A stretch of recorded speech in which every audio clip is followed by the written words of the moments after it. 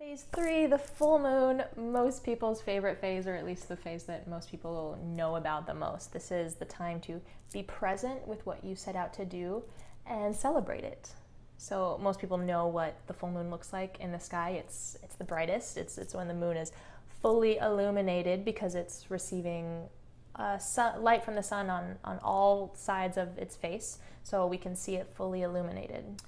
I'd be willing to bet that this was probably your first introduction into moon magic if you saw some astrologers or maybe some spirit businesses that you follow posting about the full blood harvest moon and strawberry, so and so. So I'm willing, this is usually people's kind of first integration into this idea of lunar attunement, which is a really great way to start. This is the phase that most people notice. This is the phase that most people see. The phase that people actually will pay attention to because it is so beautiful. A big bright full moon really catches your attention, and even though you might not be spiritually inclined, most people can feel that there's something special about that. So this is a time of fulfillment and magic. The full moon is a witch's dream come true. If you practice spell work, then the full moon is always an opportune time to tap into that. If you're just here for the energetic ride, then this is the peak at the top of that hill, right, where we're reminded to actually stop and enjoy the view for a bit, right, before our long climb back down the hill. This is that reminder that the whole point is to be joyful in what we're doing, right? So even though we took all of those steps, and maybe you have a plan, maybe you even have some dates in your calendar now, you have steps that are taking you forward, we want to avoid that constant longing or that constant looking forward, as in, okay, once I reach this next step, then I'll be happy. Okay, once this manifestation happens for me, then that'll be awesome. It will be awesome, but also what's happening right now is awesome, right? Your creation, the process of you moving from one space into another is still sacred. And so it's that reminder, it's that presence that this full moon, that really resonates with me about the full moon. So really allow yourself, remind yourself around this time to be fully present with what it is you're doing, with the steps you're taking that are moving you forward. If you aren't enjoying the journey to get there, then you're probably not going to enjoy the destination. You might for a little bit, but then once you get to that destination, once you reach that goal, your brain is going to say, okay, well, that happened and that was nice. Now what's next, right? And this isn't a bad thing. It's something that we've all been taught by our culture, by technology, right? We're not given a moment ever to reflect and to celebrate and just ruminate in the goodness that we have created. So this is something that I really find to be especially powerful about the full moon, is this reminder to be present and joyful. Now, that's also not to say that you have to be happy about every step along the way. There's going to be setbacks. There's going to be unexpectances. Is that a word? Unexpectances? Unexpected events. And it's still about being present with all of that as well, right? So it's okay to be feeling anxious, to be feeling a sense of dis-ease and stress come up, right? Be present with those emotions as well, right? It's all a part of the journey. Don't feel like because we're talking about manifesting your dreams and all of this lovely spiritual talk that it has to be happy and joyful all the time, because that's also inaccessible and that's not realistic. So don't pressure yourself into feeling present and celebratory and happy about all of this, right? It's okay to feel still a little bit stressed and a little bit anxious and a little bit like you don't know what the hell you're doing, right? Just notice that that's how you feel and allow yourself to feel that way if that's what you need.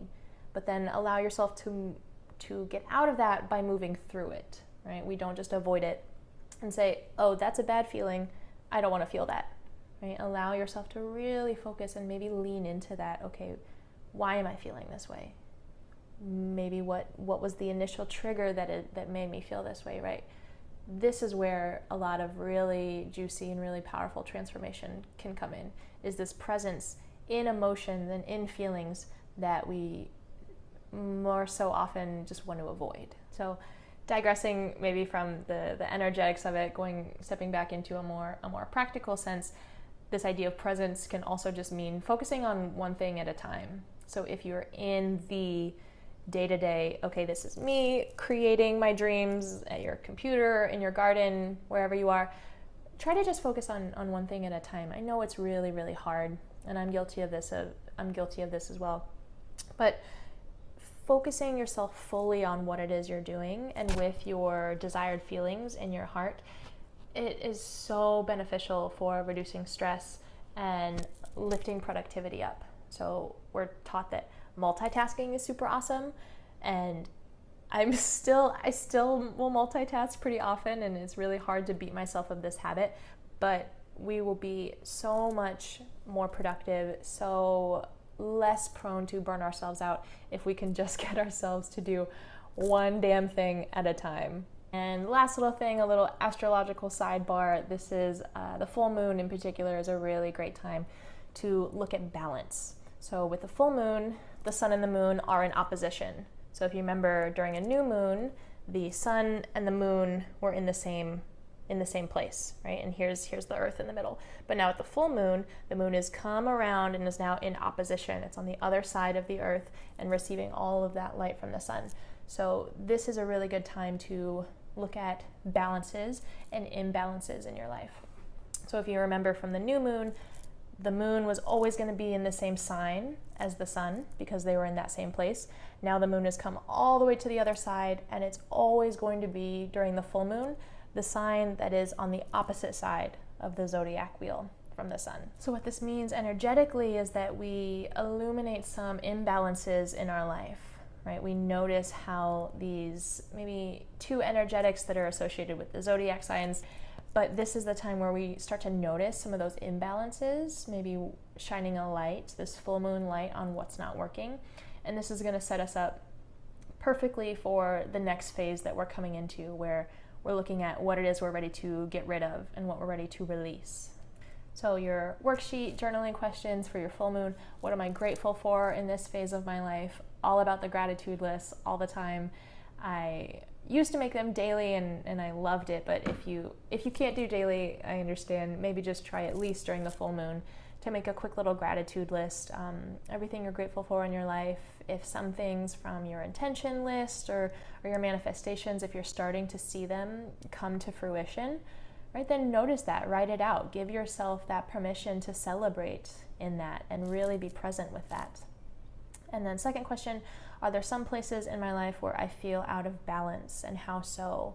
So going back to that last little astrological bit that we were talking about, this is where we then can start to notice, right, okay, what's not working?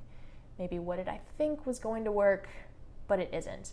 And I encourage you maybe to just start to skim the surface here, because we still are in our present and celebratory mood, right? So don't feel the need to take a super deep dive and figure out how you need to fix all of the perceived problems in your life, right? That's not for right now. We're just starting to notice, right? Bring a sense of presence into your life and noticing maybe how some of those imbalances will come to the surface, and you'll notice them more just for the simple fact that you're being more present in your day-to-day life.